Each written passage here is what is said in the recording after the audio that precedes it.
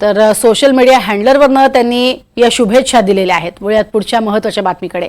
भाजप प्रदेशाध्यक्ष चंद्रशेखर बावनकुळे आणि मुंबई भाजप अध्यक्ष आशिष शेलार यांना मंत्रिपदाचे वेध लागलेत। बावनकुळे आणि शेलार यांचं मंत्रिपद मिळावं यासाठी लॉबिंग सुरू असल्याची सूत्रांची माहिती आहे। शेलार आणि बावनकुळे मंत्री झाले तर दोन्ही पदावरती नवनियुक्ती केली जाणार आहे। रावसाहेब दानवे, संजय कुटे, गिरीश महाजन, राम शिंदे यांची नावं भाजप महाराष्ट्र प्रदेश अध्यक्षपदासाठी आता चर्चेत आहेत। मात्र या सगळ्यामध्ये बावनकुळे आणि शेलारांना मात्र मंत्रिपदाचे वेध लागलेले आहेत।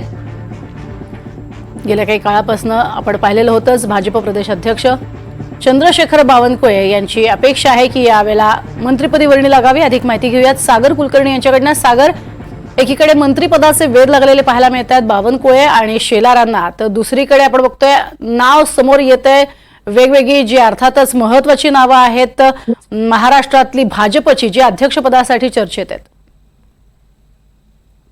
प्रज्ञा, बावनकुळे हे आता विद्यमान प्रदेशाध्यक्ष आहेत, पण कदाचित या आठवड्यामध्ये कॅबिनेट विस्तारामध्ये बावनकुळेंचं नाव येण्याची शक्यता वर्तवली जात आहे।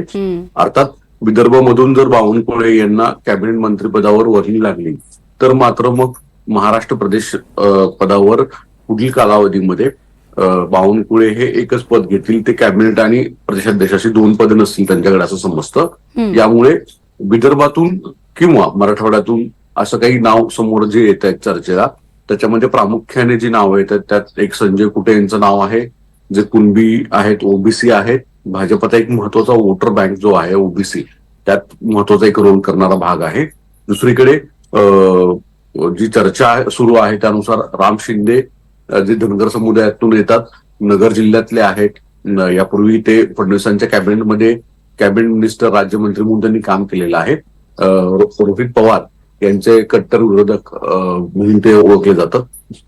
तर तिसरं नाव सर्वाधिक चर्चेत आहे ते म्हणजे गिरीश महाजन। गिरीश महाजन यांना सुद्धा कदाचित संधी मिळण्याची शक्यता आहे असं म्हटलं जातं। कदाचित कॅबिनेटमध्ये जर गिरीश महाजन नसतील तर मग अशा परिस्थितीमध्ये गिरीश महाजन यांना प्रदेशची जबाबदारी दिली जाईल। एकतर सर्वाधिक अनुभवी असे आमदार आहेत, कॅबिनेट आणि इतर महत्वाच्या गोष्टी म्हणून त्यांनी काम केलेलं आहे। अशा परिस्थितीत गिरीश महाजन यांचं नाव सुद्धा समोर येईल असं म्हटलं जातं। आता जे चौथं नाव सुरू आहे ते म्हणजे चर्चेतलं ते म्हणजे रावसाहेब दानवे। रावसाहेब दानवे यापूर्वी प्रदेशाध्यक्ष होते, केंद्रीय मंत्री सुद्धा होते। 2024च्या लोकसभेच्या निवडणुकीत त्यांना पराभव पत्करावा लागला। कालांतराने त्यांना अनेक ठिकाणी अपेक्षा होती की राज्यसभा किंवा इतर ठिकाणी वर्णी लागावी, पण तुर्तास तरी असं झालेलं दिसत नाहीये। यामुळे कदाचित पुढील कालावधीसाठी दानवे मराठा चेहरा म्हणून मराठवाड्यातनं नाव समोर येऊ शकतं। जी चर्चा सुरू आहे ती सर्वाधिक म्हणजे बावनकुळे हे स्वतःला कॅबिनेट मंत्री म्हणून प्रमोट करू पाहतायत आणि चांगलं खातं मिळावं यासाठी सुद्धा दिल्ली दरबारी प्रचंड लॉबिंग सुरू असल्याची सुद्धा माहिती आता समोर येते।